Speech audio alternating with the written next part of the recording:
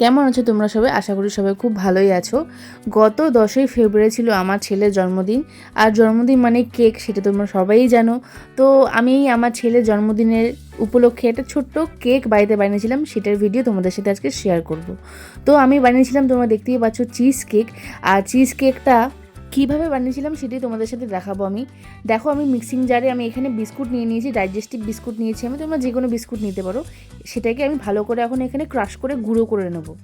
Cheese cake বানিয়েছি কারণ হচ্ছে ইনস্টাগ্রাম খুলে চারিদিকে এই ভাইরাল লাঞ্চ বক্স চিজ কেকটা এতটাই ভাইরাল আর এতটাই লোভনীয় ছিল, তাই আমি ভাবলাম চলো এটাই বানানো যাক ছেলের জন্মদিন উপলক্ষে।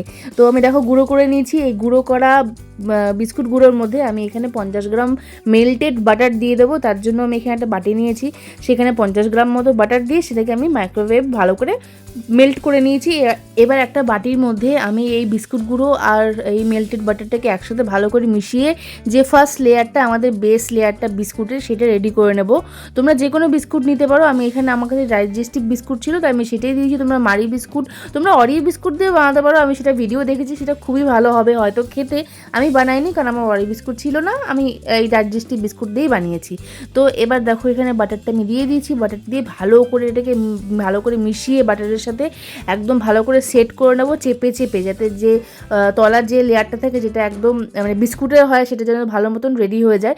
দেখো এটাকে আমি সেট করতে দিয়ে দেবো। এবার ডিপ ফ্রিজের মধ্যে এটাকে আমি 15 থেকে 20 মিনিট ভালো করে ফ্রিজ করে নেবো। এবার আসছে সবথেকে ইন্টারেস্টিং পার্ট, যেটা ক্রিম চিজের লেয়ার।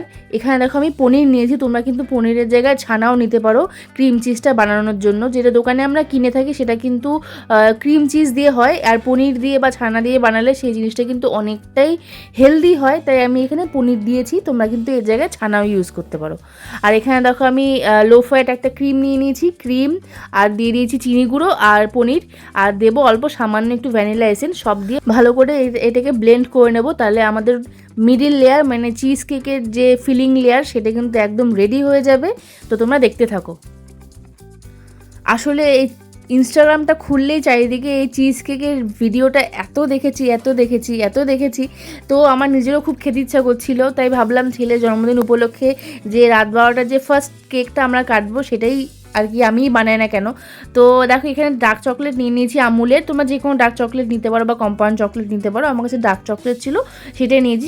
এটা হচ্ছে উপরের যে আমরা চকলেটের লেয়ারটা বানাবো, সেটার জন্য আমি এখানে চকলেটটা নিয়ে নিয়েছি। আমি যতটা পরিমাণ আর কি আমার দরকার সেটুকুই আমি নিয়ে নিয়েছি। সেটাকে আমি এবার চকলেটটাকে আমি চপ করে নেব, চপ করে নিয়ে তারপরে মেল্ট করব। কিভাবে মেল্ট করব সেটা কিন্তু অবশ্যই তোমরা দেখতে থাকো। দেখো এখানে আমার চকলেটটাকে চপ করা হয়ে গেছে। এবার আমি এখানে একটা প্যানের মধ্যে চকলেটগুলোকে নিয়ে নিয়েছি। এটা কিন্তু ডাইরেক্ট কখনোই আমরা গরম করব না বা ডাইরেক্ট আগুনে দিয়ে গরম করব না, একদম ঠিক, তাহলে কিন্তু চকলেট জ্বলে যাওয়ার সম্ভাবনা থাকে। তাই আমরা এই ডবল বয়লার পদ্ধতিতে আমরা চকলেটটাকে মেল্ট করব। এবার দেখো ওর মধ্যে দিয়ে দিচ্ছি ক্রিমটা দিলে কি হবে, চকলেটটা খুব স্মুথ আর সিল্কি একটা টেক্সচার হবে।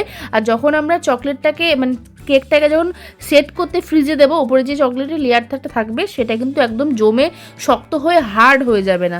তার জন্য আর কি ক্রিমটা দেওয়া, তাতে একটু নরম মিল্ক চকলেট টাইপের থাকবে। তোমরা মিল্ক চকলেটও নিতে পারো, বাট ডার্ক চকলেটটা বেস্ট। দেখো আমার চকলেটটা কিন্তু পুরো রেডি হয়ে গেছে মেল্ট হয়ে। আর কি দেখতে লাগছে ভাই, আমার নিজেরই দেখে লোভ লাগছে।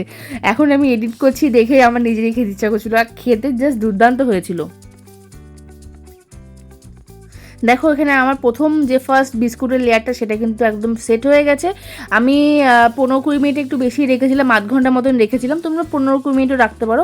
এবার যে চিজের লেয়ারটা মানে পনিরের লেয়ারটা আমরা রেডি করে রেখেছিলাম মাঝখানে, সেটা আমরা দিয়ে দিচ্ছি ভালো করে। তোমরা কিন্তু এর থেকে ঘন চাইলে ঘনও করতে পারো। আমারটা একটু পাতলা হয়ে গেছে, আমার জলটা একটু বেশি পড়ে গেছিলো। তো এবার যাই হোক, এটাকে আমি ফ্রিজে সেট করতে রেখে দেবো এখন 2 ঘন্টার জন্য, 2 থেকে 3 ঘন্টার জন্য ভালো করে এটা সেট হোক। ওপরের লেয়ারটা মানে চিজের লেয়ারটা যতক্ষণ না একটু শক্ত হচ্ছে, চকলেটটা দিলে না চকলেটটা ভেতরে ঢুকে যাবে, মানে চিজের ভেতরে চকলেটটা ঢুকে বসে যাবে। তাই ওপরের লেয়ারটা একটু সেট হলে তারপরে তোমরা তোমার চকলেটটা দেবে। দেখো আমি সাইডে এক জায়গায় একটু দিয়ে টেস্টও করেছিলাম, যখন দিয়েছিলাম তখন চকলেটের লেয়ারটা ভেতরে ঢুকে গেছিলো, তাই আমি তখন আর দিইনি। আমি আরেকটু সময় কিছুক্ষণ অপেক্ষা করেছি, তারপর এবার চকলেটের লেয়ারটা আমি দিয়ে দেবো ভালো করে। ভালো করে আমি হাতার সাহায্যে আমি পুরো ছড়িয়ে চকলেটটাকে স্প্রেড করে দিয়েছি। তারপরে এটাকে একদম ভালো করে ছড়িয়ে দিয়ে চারদিকে, তারপর আমরা এটাকে ফ্রিজে একদম ঢুকিয়ে দেবো 10 থেকে 12 ঘন্টার জন্য। তোমরা যে যেরকম চাইবে সেরকম সেট করতে পারো, যতক্ষণ নিচে তোমরা ততক্ষণ রাখতে পারো। আমার যেহেতু অনেকটা সময়, মানে অনেকটা বড় কেক ছিল, অনেকটা পরিমাণ অনেকটা বেশি ছিল, তার জন্য সময়টাও একটু বেশি লেগেছে। এখানে কিন্তু সময়টা অবশ্যই পরিমাণের ওপর নির্ভর করছে। তোমরা যতটা বড় কেক বানাবে তত বেশি সময় লাগবে, তোমার যত অল্প ছোটো কেক বানাবে তত অল্প সময় লাগবে। দেখো লেয়ারগুলো কি সুন্দর বোঝা যাচ্ছে। আমি তোমাদেরকে এটাই বলছিলাম যে প্রত্যেকটা লেয়ার ভালো করে সেট করে তারপরে একটার ওপর একটা দিলে কিন্তু দেখতে সুন্দর লাগে, আর প্রত্যেকটা স্তর কিন্তু ভালো করে বোঝা যায়। এবার আমি এটাকে ডিপ ফ্রিজে কিছুক্ষণের জন্য প্রথমে রাখবো, ম্যাক্সিমাম 5 ঘন্টার জন্য আমি ডিপে রাখবো, বাকি 5 ঘন্টার জন্য আমি এটাকে নর্মালে দিয়ে দেবো। এই দেখো বন্ধুরা, আমার কেক কিন্তু মানে আমার চিজ কেক কিন্তু একদম রেডি হয়ে গেছে। ওপরের চকলেটটা আমি যেরকম চেয়েছিলাম ততটাই সফট আছে, আর ভেতরটা ঠিক যেরকম চেয়েছিলাম সেরকমই খেতে হয়েছিল। দুর্দান্ত খেতে হয়েছিল, সত্যি কথা বলছি। তোমরা যারা যারা এখনও ট্রাই করোনি তারা কিন্তু অবশ্যই ট্রাই করো।